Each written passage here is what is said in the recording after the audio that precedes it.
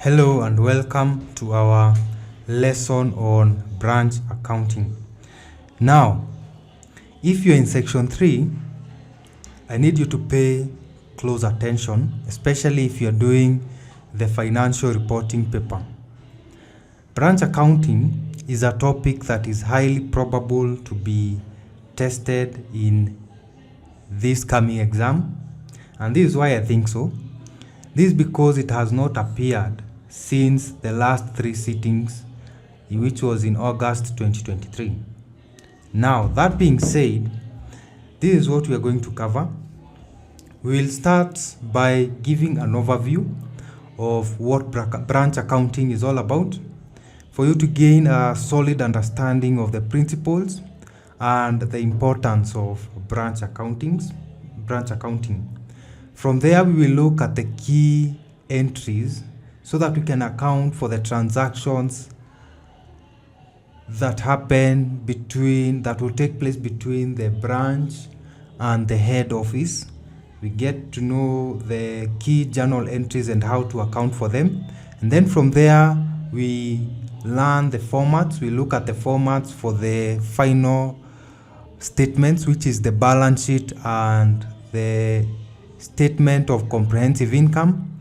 And then from there, we look at exam questions where we will solve past paper questions to show you exactly how to approach branch accounting questions and secure those critical marks.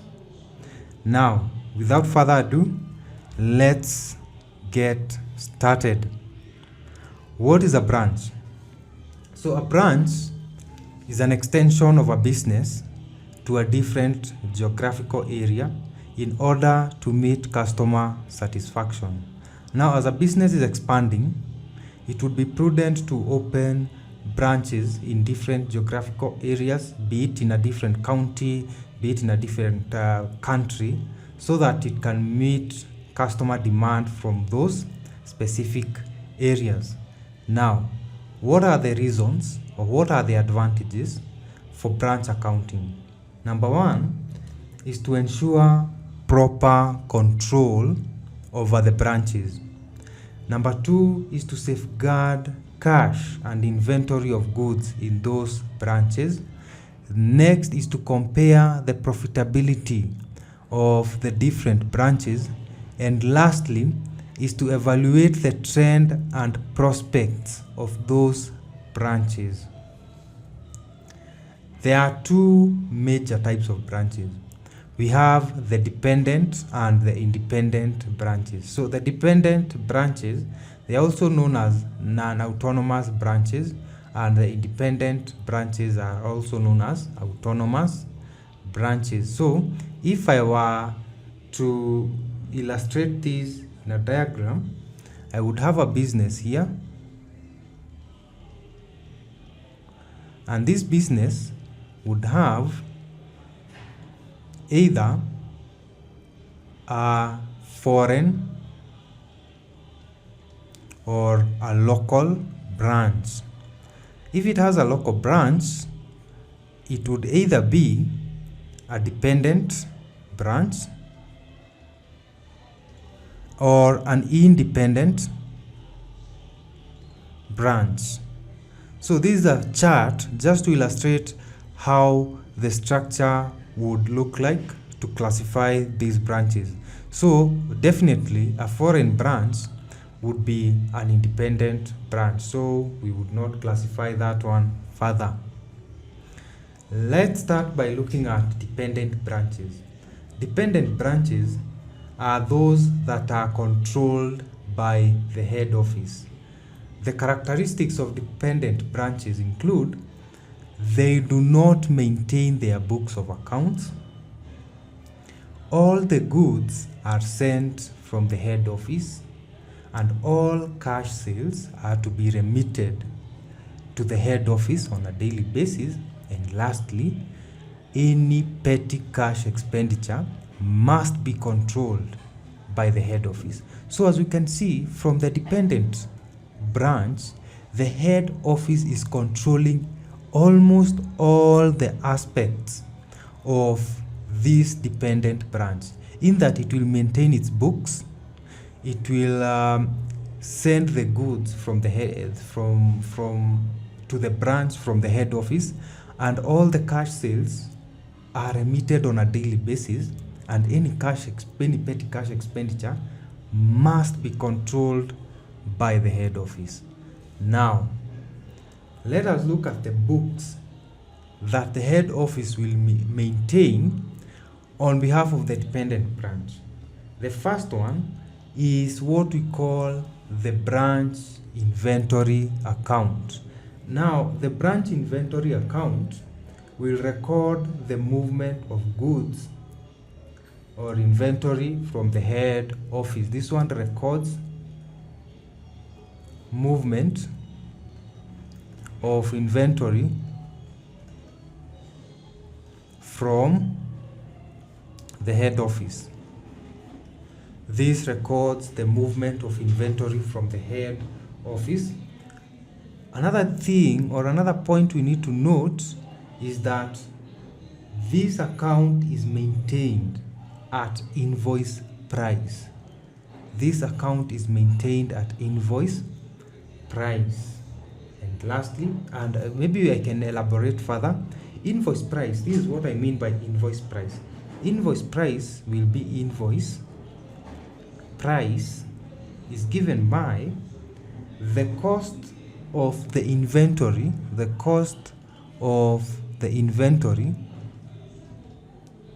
plus the cost of the inventory plus the markup, That is what we mean by the invoice price. Now, the balancing figure from this account represents the cost of goods sold. The balancing figure from this account represents the cost of goods sold.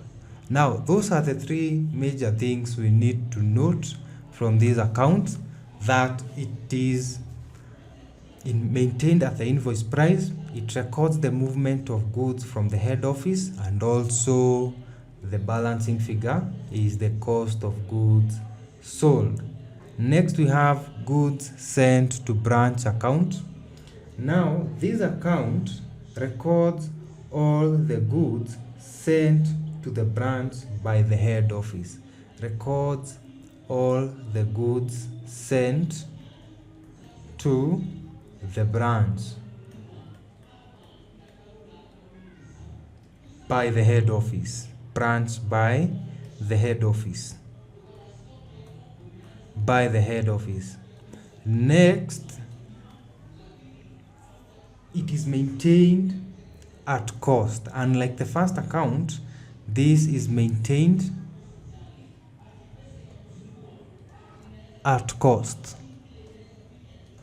It is maintained at cost. Now, those are the only two things we need to note here: that the goods sent to branch account will be recording the goods sent to the branch by the head office, and it is maintained at cost. Next, we have the branch markup account, and this account records profits on inventory held by the branch. Records the profit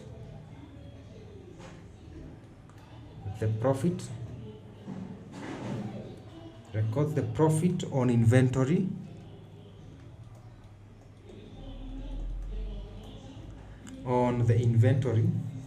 held by the branch. Held by the branch. It records all the profit on the inventory held by the branch. The balancing figure in this account represents the gross profit margin unrealized. It represents the unrealized gross profit margin. The balancing account in this will show us, or shows, the unrealized gross profit margin. Next, we have the branch receivables. Now, the branch receivables, these are also the debtors, and this records all the credit sales and debtor balances. All credit sales and data balances.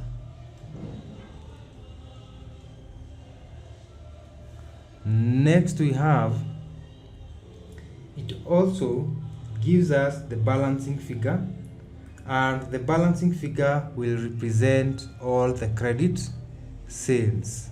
The balancing figure represents the credit sales. Next we have the branch cash account.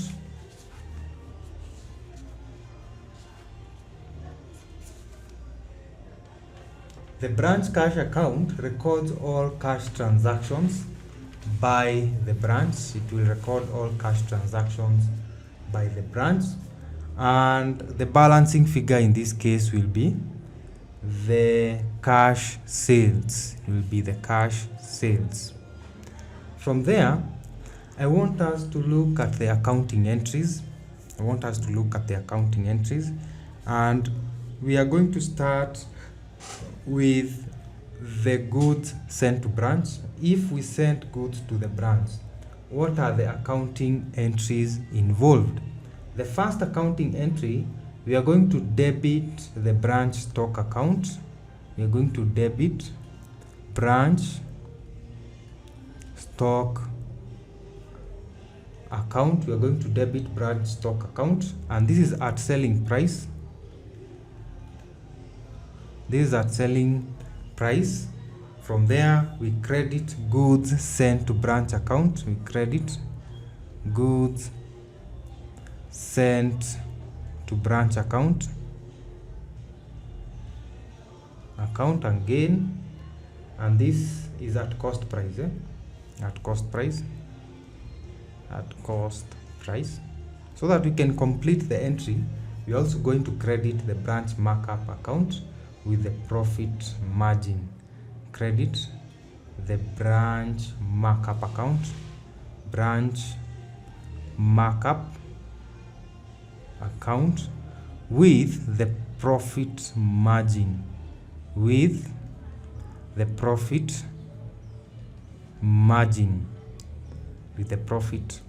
So remember, the selling price here includes the cost and plus the markup or the margin.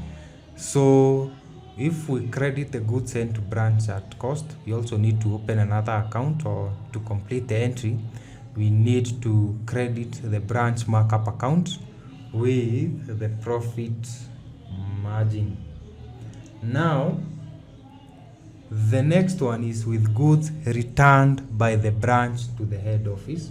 In this case, we debit the goods sent to branch at cost. We debit the goods sent to branch at cost.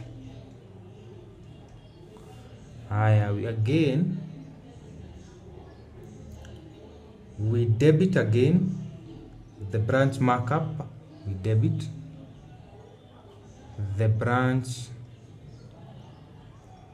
markup with the profit loading, the profit margin, and lastly we credit the branch stock at selling price. The branch stock at selling price.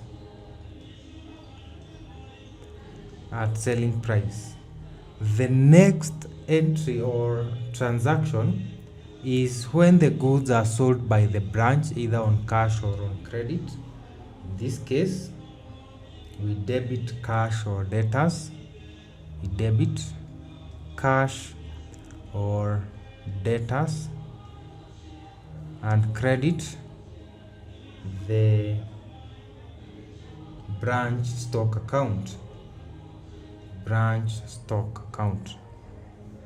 And then when the cash is received from debtors, we debit cash and credit debtors. What about with discount allowed to debtors. We debit discount allowed.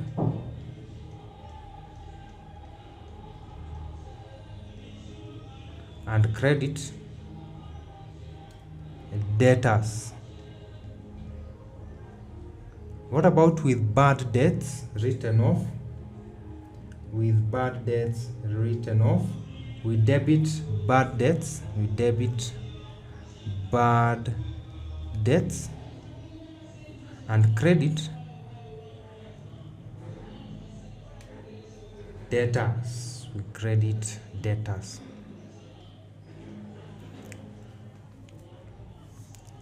Next, with the goods returned by the debtor,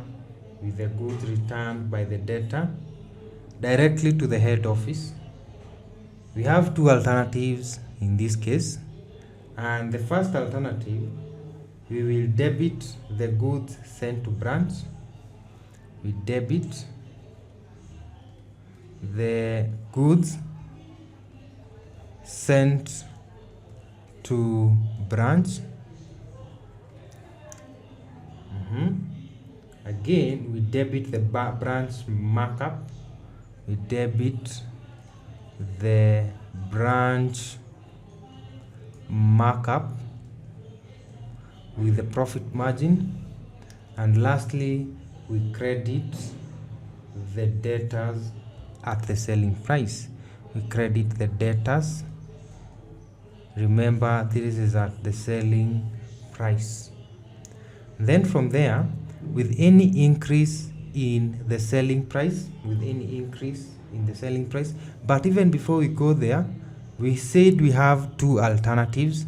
The second alternative, we will first assume that the debtor had returned goods to the branch. We'll first assume that the debtor had returned goods to the branch.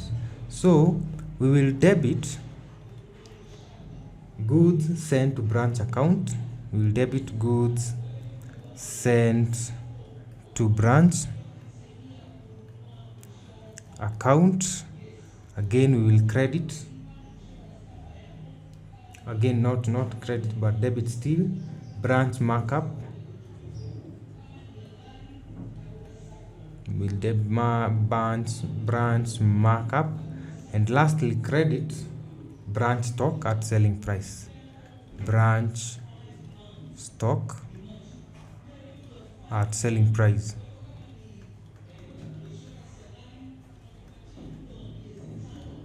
So those are the two alternatives we have there.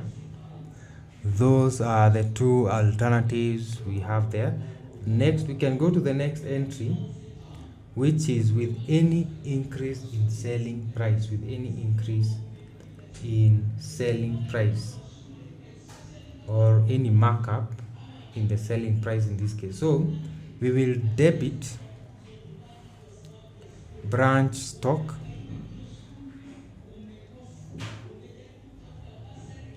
and credit branch markup.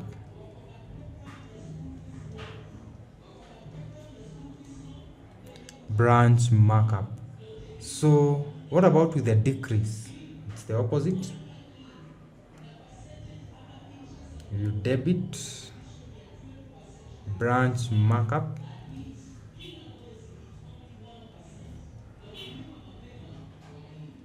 and credit branch stock.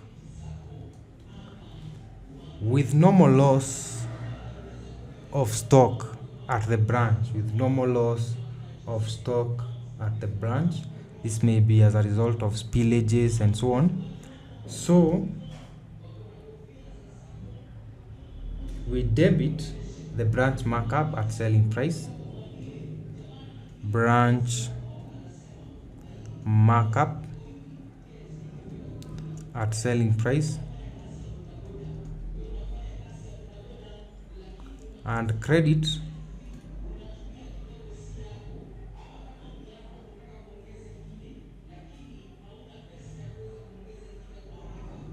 branch stock at selling price.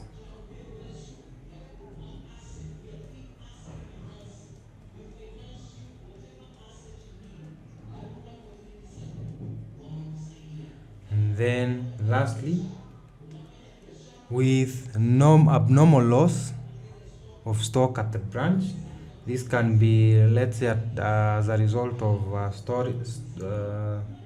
theft, pilferage, and so on. In this case, we will debit P&L at cost price, debit P&L at cost price. We debit the branch markup,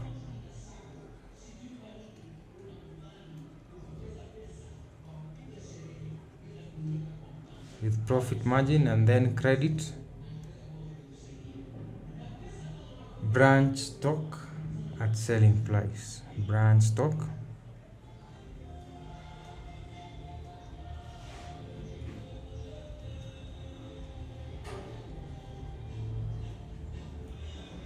Now that marks the end of the transactions and the entries to the transactions. Now let us look at inter-branch transactions. Now when a branch sends goods to another branch, the head office will record the goods as if the branch first sent the goods to the head office, and then the head office sent them to another branch. And then the head office sent them to another branch. We can have an example. We can have Nakuru sending goods to, let's say, we have two branches here. Say we have Nakuru sending goods to Mombasa. Nakuru branch sending goods to Mombasa branch. Now, if Nakuru branch sends goods to Mombasa branch, the head office will make the following entries. So let us look at the entries that will be made in this case. We will debit the goods sent to Nakuru branch. We will debit the goods sent to Nakuru branch, goods sent to Nakuru branch, and this is at cost. This is at cost. We debit again Nakuru branch markup account,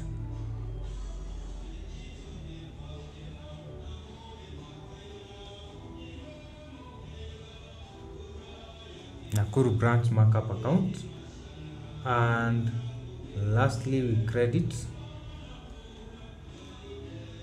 Nakuru branch stock account.